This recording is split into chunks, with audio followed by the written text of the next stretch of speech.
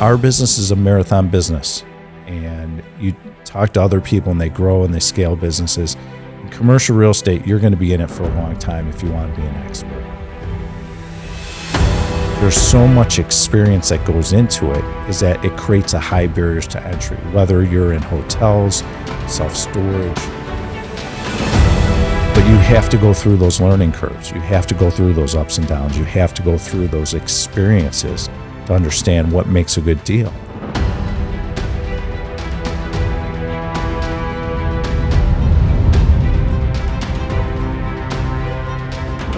Hey everyone, it's Tamara Thompson with Broadcast Your Authority, and I'm here today with an amazing group of co-hosts and my special guest, Ben Reinberg. I'm going to actually have one of my co-hosts, Anthony Trucks, do the bio on Ben over here today. So we're excited to have you here, Ben. Well, thanks for having me. Well, go ahead. I'm going to dive in. Ben is the host of the I Own It podcast and is the CEO of Alliance Consolidated Group of Companies, LLC. Ben Reinberg has dedicated himself to helping other entrepreneurs build their own commercial real estate portfolios and make money. Ben has built over $1 billion in commercial real estate portfolios from scratch with billions in transactions. That's from scratch. Well, thank you. Thank you all for having me. I appreciate being here. What a cool studio this is. Well, thanks for flying out. I mean, I have a cool podcast studio, but this is something special. This is incredible. A different level. Yeah. I love this. Yeah. I love this. Well, the fact that on your bio it says you built this from scratch. How long have you actually been in real estate? I know you have so much to you. Yeah. Like, you're an amazing human. So I'm 53 years old. And when I was a young man in my early 20s, I started Alliance. I was the founder, and I'm still the CEO. And I'm actually grooming an incredible woman who will be taking over my slot probably in the next 24 months. So I'll move up to chairman. So I'm really excited about that. That's awesome. And that's a big deal in my career because I've always been someone who had to control and lead and develop processes and SOPs and KPIs and all those good things we do as business owners. And now I'm turning over the reins to someone else that I've been grooming. She's been with me for over 15 years. So it's an interesting process to develop. But to answer your question, I started when I was about 22, 23 years old. I started Alliance. I didn't come from money. I came from a middle income type family. Lived in a high wealthy area, but we didn't have money.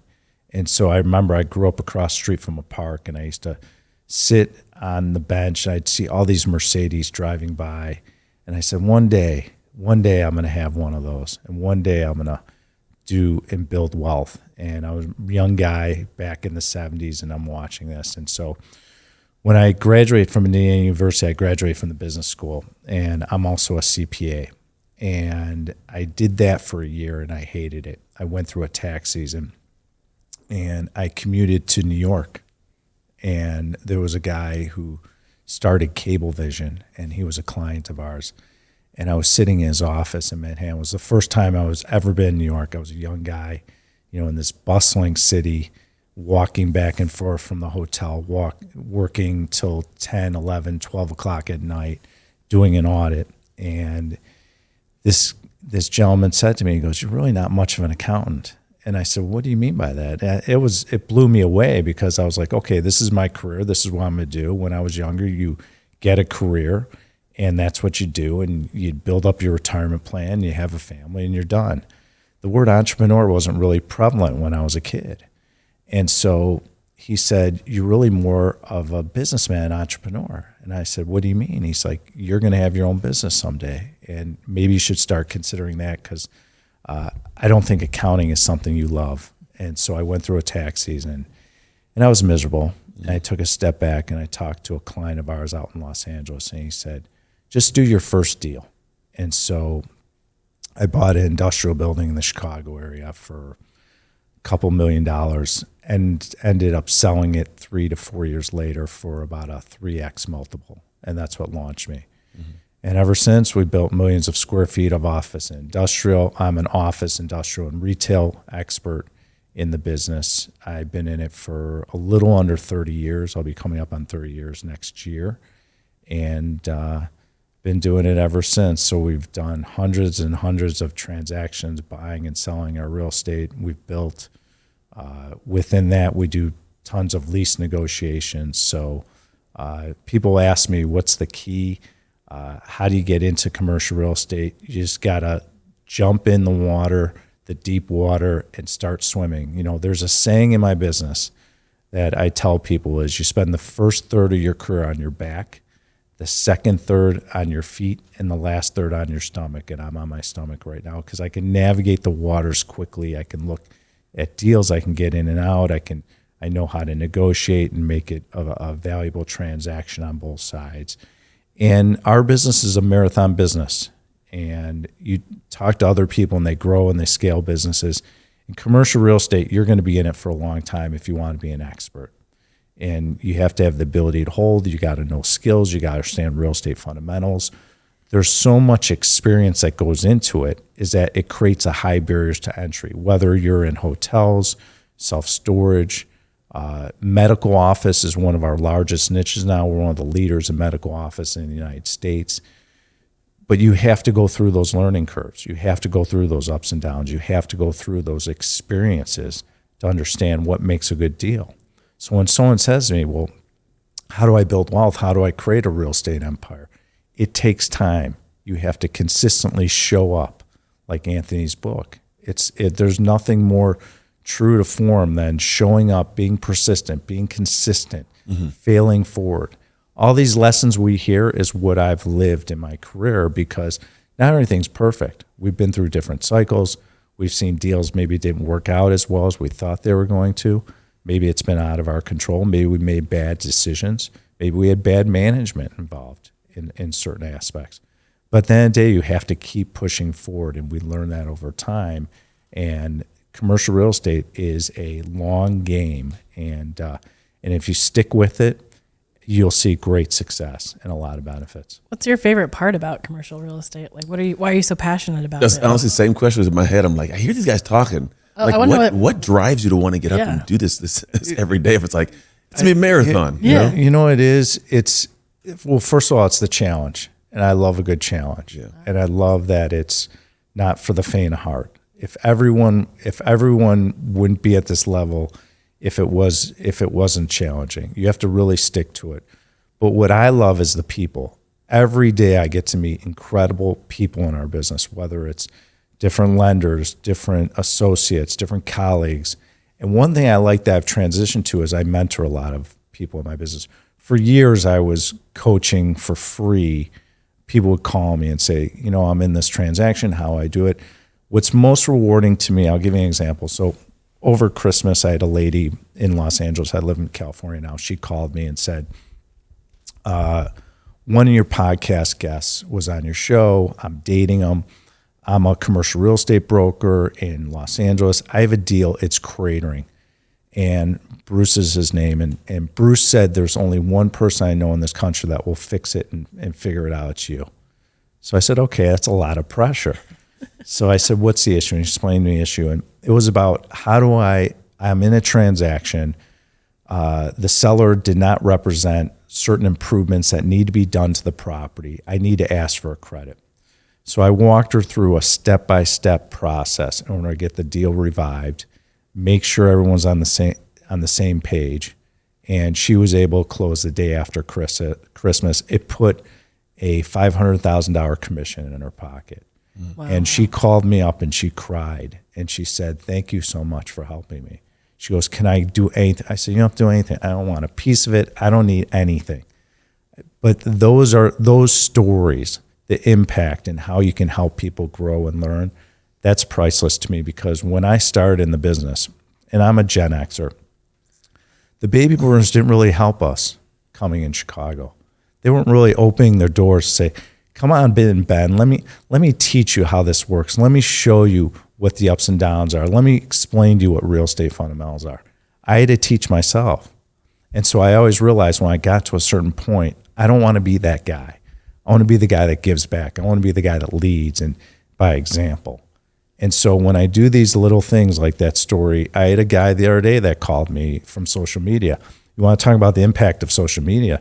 Some young guy reached out to me. He said, I heard you on Brad Lee's Dropping Bombs show. I said, really? He said, yeah, you know what? I'm trying to open up a SaaS software company.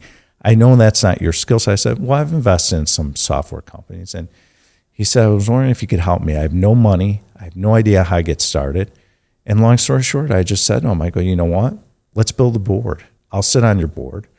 And right now, he's built a great board. He's getting funding, and he's growing his business. So those are the things that I love, whether it's commercial real estate or someone else in business. If I can shed knowledge that no one else did for me and give back, it's extremely rewarding to me because I create that impact. It's why I got involved in social media. For years, I was watching my family and friends on social media. I'm like, I don't want people knowing about me. Like, well, that's not how it works anymore. And I'm like, what do you mean? They're like, well, so my staff was like, Tamara, it's just like, you got to tell everything. And I go, everything? They go, everything. Deals you've done, stories, lessons. I go, so I have to open up the kimono. And they said, yeah, you got to open up the kimono. And that's why we got into social media. But what's great about social media is I'm allowed to give my knowledge and help others, and that's very rewarding. That's what I love about what I do. I have a question about, since COVID and everybody working from home, and now all of this like hybrid, only in office a few days, how do you see sort of the resurrection of downtowns? Well, it's interesting. I'm from Chicago. I was eating dinner with a friend of mine at this wonderful restaurant, and my headquarters are in Chicago, so I go back once a quarter, maybe a little bit more. And we're sitting there, and he goes, see that building, 60% vacancy, 40%. These are skyscrapers in Chicago, just like you'd see in New York or major metropolitan areas. And the office market, the general office market is really tough. And it's why almost 2 decades ago, we got into medical office. We still own some general office. But we sold off a lot of general office because we saw what happens in office buildings around the country, even if it's a CBD area like a downtown area like Chicago or Manhattan or Dallas or some of these areas. What you're seeing is that the brokers are running around with less deals, less tenants are looking at office space. So space is contracting. More people are working from home or hybrid. Companies, even like us, we don't need as much space in our office. And so the world has changed even over the last, say, 10 to 15 years, the world has changed. So to answer your question, office space in areas have changed significantly. The reason why we got into medical office because the human body never goes out of style. It's why it's pandemic and recession resilient real estate that we invest in, which we have a large portion of our portfolio now in. But the world's changed. Retail's changed. The internet has changed our business. And even our retail centers have become medical facilities. And so we're seeing a lot of that growth. These medtail type properties that we own are growing and growing. And so retail's a different animal now. So retail's changed with different concepts, and the restaurants have come in. Fast food has grown. It's why in the medical space we do a lot in dialysis, because kidney disease is rampant in our country. So we started seeing that niche 17 years ago. And so the world of real estate has changed a lot, and it ebbs and flows through different cycles. But if you understand the real estate fundamentals and you keep ahead of the game, like a lot of people call me a futurist. And it's not really knowing about the future. It's just looking at the trends and saying, well, wait a minute, what's logical that's going to happen throughout so we saw when the internet became prevalent, we said, well, wait a minute, people are going to start shopping online. Amazon came on the scene, and they're this behemoth company. And we said, like, I don't even buy my toiletries anymore. Everything is online. Now, if you go buy a beautiful suit like what Anthony's wearing, you're going to go in person. You're going to have that experience. You're going to make sure they measure you properly. So there's certain things you have to go in person. That's why I love medical. Because people say, well, is medical subject to telehealth? It'll never happen. You have to go get a gastro procedure or cardiology or surgery or orthopedic. You get an injury on a football field, and you have to go in person to a facility. So what I love about medical office is that facility ties into the revenue of the company that's your tenant. Yeah. So to follow up on that question, so what do you think happens to Chicago, Manhattan, and the big cities that have 60, 70% of occupancy? Everybody thought, forever since I've been born, that you own real estate in New York City, big real estate, and you have generational wealth forever. Now all these leases are coming due in the next couple of years, and some people say it's going to affect the entire economy. So what do they do with those buildings? Here's what I see happening, and I've been saying this online for a while now, is I think we're in a recession. I think it's going to get deeper. There's $1.6 trillion of commercial real estate loans coming due in the next 18 months. There is such turmoil coming, and we see it in our lenders.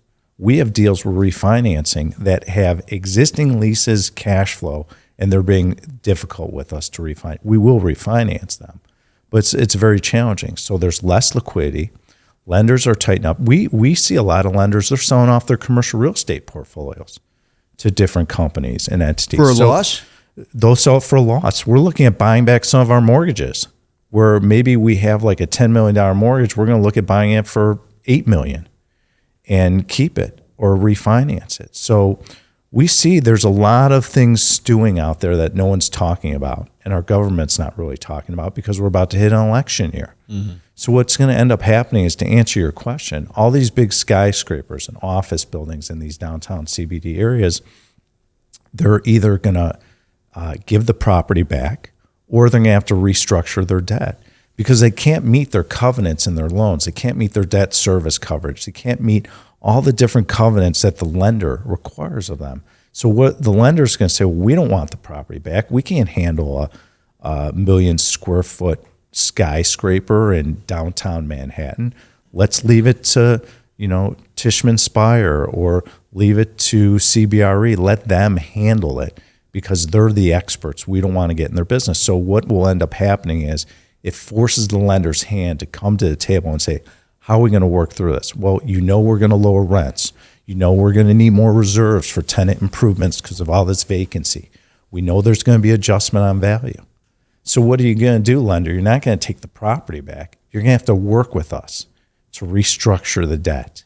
And then when the market comes back, which if it takes 5 or 10 years, because we're going to lower rent, when you lower rent enough, people will come. But at the end of the day, with this remote and hybrid workforce, it's going to be interesting So how it you plays think, out. based on what you just said, you think it'll prevent a collapse? Or because a lot of people are saying this is going to collapse our economy. I think you'll have some people in some serious hardships going bankrupt. I think we're going to see a few more banks go under, which will trigger us to be in an official recession, even though I believe we are in one. And you see just go grocery shopping. Go pay for gas. I live in California. I see $6-7 a gallon of gas. We drive all electric cars in my family now just because of that. It's too expensive. Yeah. And so you see all these costs rising, and we're not basically reporting what inflation really is. It's more than 8-10% if you look at what the facts are out there. So you have rising interest rates. You have the cost of goods going through the roof. And then you have issues with commercial real estate loans and other loans that are coming due, especially in all businesses. Something's got to crater. Yeah, when you're talking to people who have $1 million homes and they have beautiful cars and they go on 5 vacations and they're talking about lettuce is $15 a head, you got a problem. Yeah, it's a big problem. I went grocery shopping the other day and I looked at the bill. I said, "Oh my God, I can't believe how much milk is. Yeah, it all adds up. I can't believe how much meat is." And so you start looking at all these factors, and it's like something's got to give. We saw the same thing in 2008. In 2008, when I was in Chicago, we saw all this commercial real estate trading at these low yields. The pension funds and the institutions were buying properties at such crazy pricing. And we said, no, this makes sense. Long story short, 2008, 2009 happens. Mm-hmm. Same thing. I see the same thing happening here. The government's going to step in.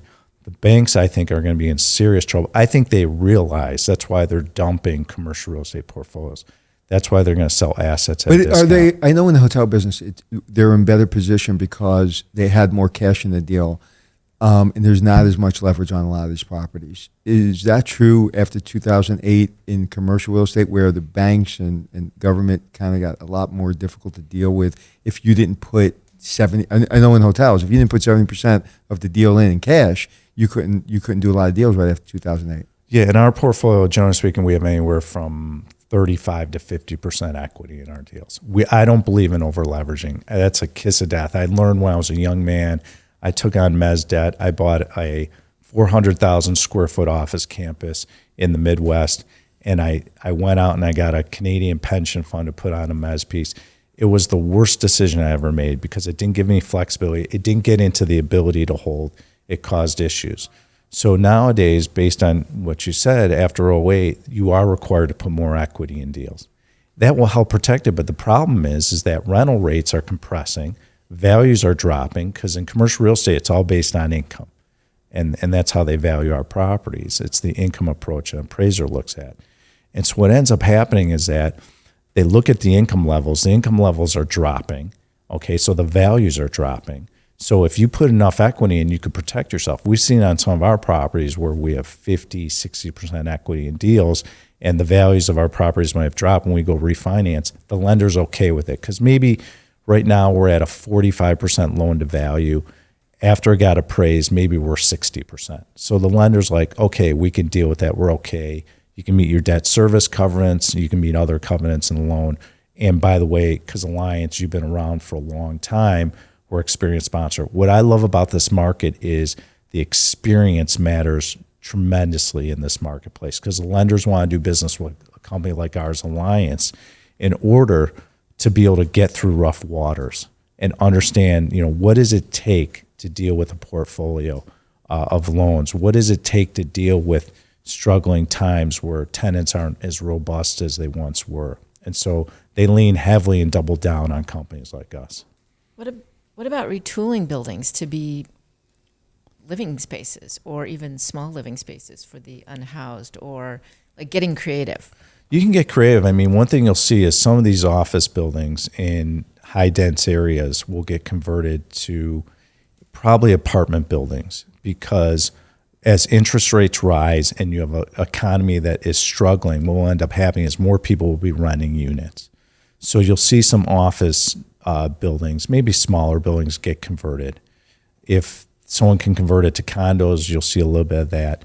But the reality is that it's going to be challenging to get financing on these deals. So that's why apartments would be beneficial, and you can get a lot of government financing on multifamily. But the multifamily guys, we have a lot of peers that do it. They're struggling. They're struggling because their market was so hot. There's so much demand and competition in the multifamily space. They were paying incredible prices over the past, I would say, 8 to 10 years. And now with interest rates right, they're struggling to refinance. So they're giving a lot of properties back, these multifamily investors. And we're seeing that because a lot of our investors that come in, the first question we ask my investor relations, and I'm getting involved too in raising equity, the first question that I ask is, what drove you interested in investing in Alliance Medical Property Fund? They said, well, we were investing with multifamily guys, but we're not getting any cash flow. And we know with medical properties that it's consistent, stable, and conservative investing with upside. So it's attracting. So we're pulling a lot of multifamily accredited investors into our deals because they're not happy with what's going on in the market. I wish you knew what you were talking about. I know a little bit. I don't know a lot. And you but did want to talk real estate. As like, my this is family his said, Dad likes to work 6-7 days a week. So I guess I've gained some knowledge over time. Do you, obviously you have a family and children, and, Yes. and I'm sure you've instilled, because you're such a strong human being and you're kind and you're resilient and you own it. Right, Are you teaching? What do I have to pay you for those comments? Are those what do you instill in your children with this, like the going into like building generational wealth, and why is that important to you as well as your family? Like, it's a great question. First of all, I love that question. I'll tell you why, because, not coming from money, and then once I started making money, one of my goals was to give my kids, I have 3 kids, my kids a life I'd never had, opportunities, colleges, private school, private colleges, to be able to have a car, when they turn 16 or whatever. I always wanted to do things different for them. But it's a double-edged sword, because you start doing that, and then you realize, like, okay, are they going to learn the lessons I did? Like, Tamara, you know a story. I was selling cigarettes in a bar in Highwood, Illinois when I was 8 years old. Entrepreneur. Yeah, making money. Is that legal? Like Hey, no, I was an entrepreneur at 9. in the 70s, maybe it was legal. So I look at that story and I look at my kids. I'm like, I mowed lawns when I was a kid. My kids have never picked up a shovel, mowed, like none of the things that I grew up I mowed on. a lawn or two. Right. And so that was, we had chores when I was a kid. I worked when I was young. And so I look at all this and I look at my kids and I say, okay, so Ben, was it a good idea that you want to give them a life? Well, yeah, it was, but maybe you could have done things a little bit better. So I took a step back, and when my kids started getting in high school, I said, I'm going to put them on budgets. Okay, they're going to learn the value of money. And my kids are very down to earth. They're not spoiled, and they are very easy to talk to. They would walk in this room and shake everyone's hand and give you a hug, and great values. And I have to give Jamie Reinberg props because she's the one that raised them to become these incredible people. But with that being said, I said, we're going to put them on budgets. And I recommend this to anyone that has kids, is that if you give them a budget, and I'll tell you a story. So my old son, Joey, so we give him, let's say it was $150 a month, whatever the number was. I don't even remember. And I never had this when I was a kid. So I said, this is going to get really interesting. So I said, all right, Joey, here's the deal. The 150 is for food, entertainment. You take out a girl, gas, everything. And I said, and you're gonna have to learn to budget. So I'd always watch in a 30-day month, day 22, day 24, because I have access to the bank account, so I could see it, and I would just watch it, and there would be like $4 left, and he'd have like 7 or 8 days left, and I would just look at him like, how's it going? How you gonna eat? How's it going? He's like, yeah, it's good. I think I'm going to eat home the next week. I go, why is that? He goes, oh, Dad, I got $3.50 left. I go, oh. Not for a cup of coffee. So it gives you an opportunity to have conversations about money and making sure money is acceptable and they can understand it. And so that's what I did with them, is create that. And then I teach a lot. I teach my kids a lot. They're not interested in commercial real estate. My old son is in the blockchain, and we have a couple kids in college and a daughter in high school who wants to open a bakery. But we talk about business, and we talk about fundamentals. I talk about great employee hires. I talk about the follow-up. We've had kids walk through our threshold at work. They'll interview. They don't send a follow-up email, or nowadays a text. What? And so we have sayings in my family. I teach them. I said, anytime you interview, I said, you have to have that gratitude. It goes back to gratitude of send a thank you note. So I write a lot of handwritten thank you notes. I'm one of those old timers who I meet someone or a new investor or someone that helped me out. I'll send them a note saying, hey, just want to take the time to thank you. Really appreciate it. You spent time with me. And I do a lot of that. And my kids see this. So I'm a big proponent, to get a little bit deeper in your question, is show your actions, not your words. Don't be a big talker. Let your kids and let your peers, I do that with my employees, is I want my actions to speak louder than my words. And when you can do that, it creates great success. And that's how I do it with my kids, because it's the same thing. I got into fitness. My kids years ago were making fun of me. They were calling me fat bad. I was a 5'8" foot frame. I was 185 pounds. I was bulky. And I was eating off my kids' plates. This is when they were younger. And I realized, what kind of message I'm sending looking like this. And so it was funny. I had Tony Horton on my show, from P90X, and he was on my show. And he was the catalyst. I started getting in shape. This is probably 15, 17 years ago it started. And ever since, and I do that same thing. It's like, Dad's going to train every day. He's going to work out. Dad eats healthy. Look, he's eating a piece of fish. He doesn't drink, even though he collects wine, which is kind of weird, Dad. Well, I do, because I enjoy the story. But I drink wine once in a while. But I don't drink in front of my kids. I set a good message, and I work out and I train, and they see that Dad works really hard.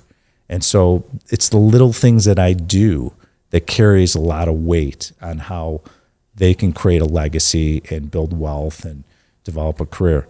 And we'll see what happens. Should be interesting. I love that. He's the epiphany of I own it on that side. Do you have any last comments? We're about to wrap up this, I had a this question. episode. What when you elevate to be chairman, what are you going to miss about it all? Yeah. Well, I'm hopeful that I'll get to the office later, so that will be a good thing.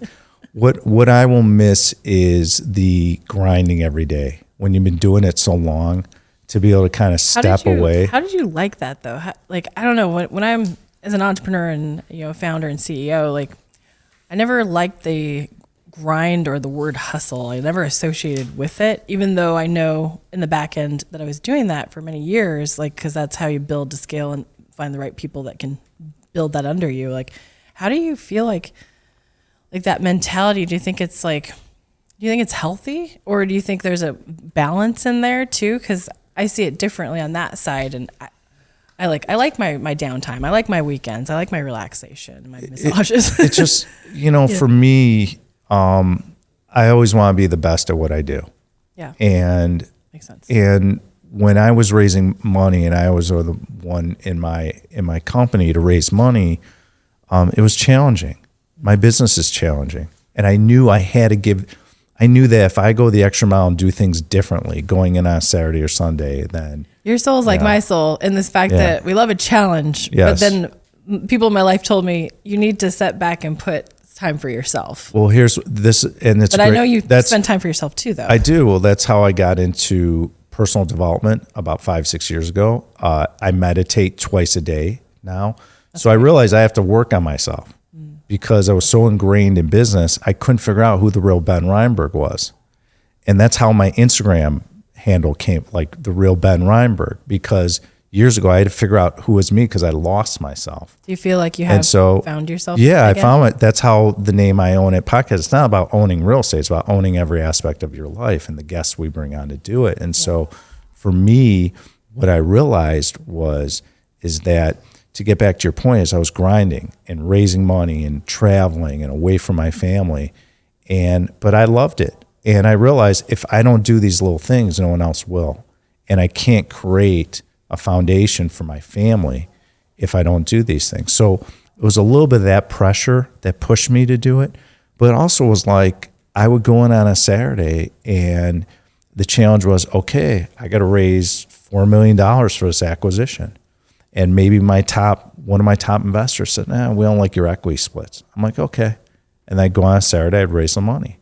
So it was the challenge. I always felt like that I had to prove something to someone instead of myself. And coming from Chicago was competitive. There was a lot of icons in commercial real estate, and I wanted to be one of those. And I was willing to do what it takes to get there. And it's unfortunate because I see a lot of entitlement going on with these younger kids out there, and they don't have the same drive and work ethic. But you know what? They're not going to compete with me. They're not going to do little things. So I never forgot, Tamara, the day I started. I never forget that day. And I'm grateful for it.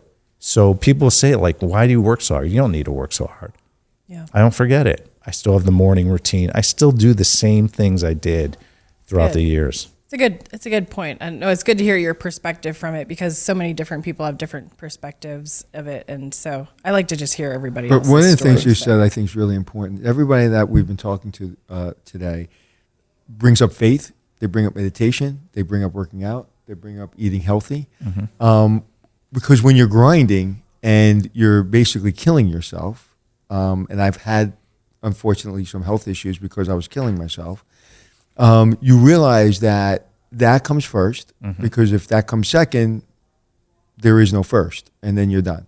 And so it's really important that there's two problems, right? I see. When people aren't grinding, the younger people, they don't understand pain.